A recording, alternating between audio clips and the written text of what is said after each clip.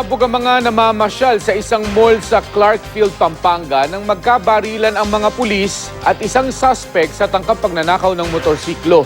Namatay ang suspect na isa rin palang pulis. Makibalita tayo kay Mark Zambrano. Naghahabol sa pamimili ang mga shoppers sa SM Clark sa Pampanga nang maguluntang sila sa magkakasunod na putok ng baril pasado alas 3 ng hapon kahapon.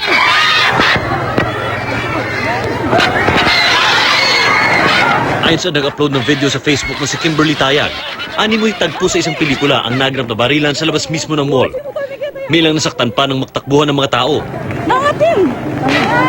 May gululong! Yan yung pamanggulo pa punto. Ayon sa Angeles City Police, tinangka umanong nakawin ng suspect na kinilalang si PO1 Jomar Batul ang isang motorsiklo sa isang compound sa loob ng Clark Freeport Zone. Nang hindi makuha ang motorsiklo, sumakay ng isang multicab hanggang umabot sa SM Clark. Hinabol doon ng mga Special Reaction Unit ng CDC ang suspect at dito na nagkabarilan. Tinamaan ang suspect saka ito na aresto.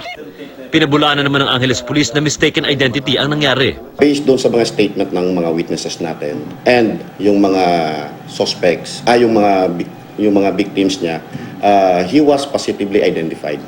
Nakuha sa gamit ng suspect ang ilang ID, isang magazine at mga bala ng 9mm pistol at mga pinaghihinala ang drug paraphernalia at isang sachet.